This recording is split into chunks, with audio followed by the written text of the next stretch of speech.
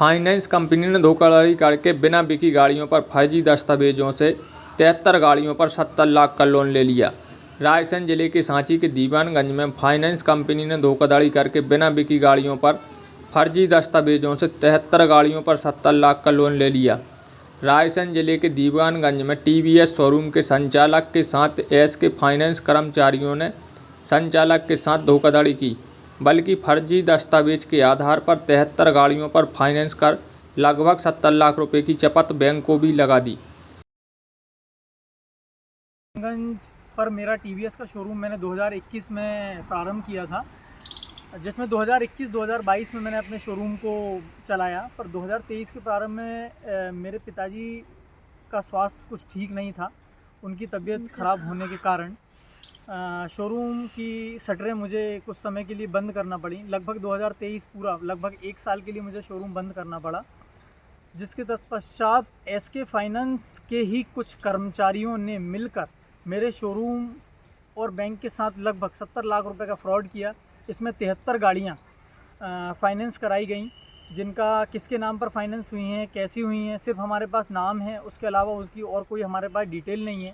यह जानकारी का पता हमें जब लगा जब हमारे ही एक कस्टमर प्रेम नारायण सेन, जिसको मैंने स्टार सिटी फाइनेंस की थी मेरे ही शोरूम से, जब उसके घर पर एसके फाइनेंस का कोई एग्जीक्यूटिव किस्त लेने के लिए गया और उससे बोला गया कि तुम्हारी एंटोर्क गाड़ी की किस्त नहीं भरी जा रही है। उनका मेरे पास फ़ोन आया तो मैंने उनसे बोला कि भाई हमारे शोरूम से तो ऐसा कुछ नहीं हुआ है, आप इसके डॉक्यूमेंट वगैरह निकलवा कर आप थाने में इसकी एफआईआर वगैरह कराएं। तो उसके लगभग 2 दिन बाद एसके फाइनेंस के ही संदीप पाल जी का मेरे पास फ़ोन आया। फ़ोन आने के बाद मुझे ये ज्ञात हुआ कि लगभग 73 गाड़ियों का मेरे शोरूम शिवम ऑटोमोबाइल जो मेरी फ़र्म है उसके नाम से फ्रॉड हुआ है, और जिस अकाउंट में इन सारी गाड़ियों का जो पैसा गया है वह अकाउंट भी किसी अजय मालवी के नाम पर है, एक्सिस बैंक बकानिया में। समझ में ये नहीं आ रहा है कि ये अकाउंट कैसे खुल गया और बंद शोरूम में गाड़ियाँ फाइनेंस कैसे हो गई। इसमें मैंने सलामतपुर थाने में आवेदन दिया। इसके लिए मैंने भोपाल कमिश्नर ऑफिस में भी आवेदन दिया, पर किसी आवेदन पर कोई कार्रवाई नहीं हुई। और एसके फाइनेंस लगभग मैं 4 से 5 बार गया। एसके फाइनेंस में मुझे मना कर दिया गया कि किसी प्रकार की हम आपकी कोई सहायता नहीं कर पाएंगे। आपके यहाँ से जो गाड़ियाँ छूटी हैं आप उनके हमें नंबर प्रोवाइड कराइए, अदरवाइज़ हम आपके ऊपर लीगल एक्शन लेंगे। जब उन्होंने मुझसे लीगल एक्शन का कहा तो फिर मैंने दोबारा सलामतपुर थाने गया तो मेरा आवेदन वहां स्वीकार कर लिया गया, लेकिन उस आवेदन पर किसी प्रकार की कोई कार्रवाई नहीं की गई। ने टीवीएस शोरूम शुभम के यहाँ से दाल मिल से उठाई थी, दीवानगंज फैक्ट्री चौराहा है जो, तो वहाँ पर हमने दस्तावेज दिए। तो उन्होंने एसके फाइनेंस को दस्तावेज दिए होंगे आगे, तो उन्होंने वहाँ से हमें बताया गया कि आपकी गाड़ी फाइनेंस नहीं हो सकती है एसके फाइनेंस से। तो हमने फिर दूसरी जगह से जहाँ पर आईसीआई बैंक है वहाँ पर हमने डॉक्यूमेंट्स दिए और वहाँ पर हमारी गाड़ी फाइनेंस के लिए हो गई। तो हमने आईसीआई बैंक से फाइनेंस कराई, पर हमें अभी 2 साल बाद हो चुके हैं हमारी गाड़ी को हुए। तो अब रिकवरी के लिए हमारे पास इसके फाइनेंस से एक एजेंट आता है, तो वो कहता है कि आपने गाड़ी फाइनेंस कराई है।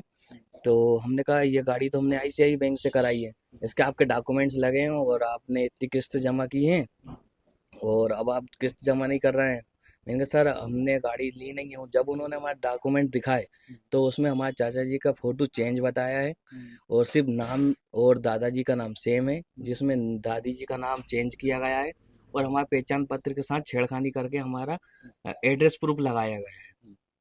अब आपने क्या किया फिर इसके बाद? सर इसके बाद में हम इस रिपोर्ट के लिए हम चौकी दीवानगंज चौकी गए, तो वहाँ पर उन्होंने कहा कि ये मामला एमपी नगर थाने का है, तो आप जहाँ पर इस बैंक है वहाँ पर जाकर इसकी एफआईआर दर्ज कराइए। तो हम आवेदन एमपी नगर थाने में देकर आए हैं। क्या मामला हुआ? आपने आपके दस्तावेज कहाँ पे दिए थे गाड़ी उठाने के लिए? हमने दाल में चौराहे भी दिया था। कौन से शोरूम पे? ये शुभम टीवीएस। अच्छा, तो क्या हुआ फिर? वो इसके वालों ने मना कर दिया। हाँ। तो फिर हमने आईसीआई से इसका लोन करवाया। अच्छा, गाड़ी फाइनेंस करवाई जी।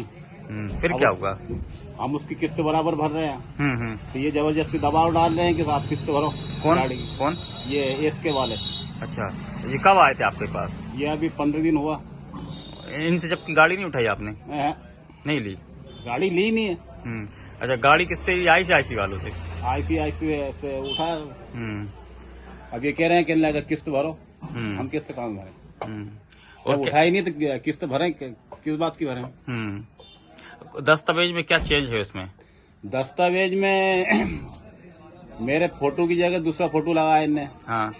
मेरी बल्दियत, हम्म। पिताजी की बल्दियत और माताजी की बल्दियत बदली इनने। अच्छा। हाँ, जबकि हमारी माताजी का नाम है लक्ष्मी, उस पे कर दिया इनने राधाबाई। अच्छा, ये और ऊपर गाड़ी जो- उठाने के कितने दिन बाद आया आपके पास रिकवरी एजेंट? ये 2 साल बाद आया। अच्छा अच्छा। क्या बोलते हैं अब क्या कितना- बोल रहे हैं? ये किस्त नहीं भरी आपने, किस्त जमा करो। थाने में आप आवेदन देने गए थे? जब आवेदन देने गए तो तुमने मना कर दिया कि लग भैया भोपाल करो आप। ठीक है। दीवानगंज चौकी गए थे हम, हम्म। तो कहने लगे ये भोपाल करो आप। मृगांचल एक्सप्रेस समाचार पत्र, वेबसाइट, यूट्यूब में रिपोर्टर का कार्य करने के इच्छुक अनुभवी संपर्क करें। प्रदेश के समस्त जिलों एवं तहसीलों में संवाददाताओं की आवश्यकता है। खबरों एवं विज्ञापन के लिए संपर्क करें। दिनेश चौरसिया, संपादक।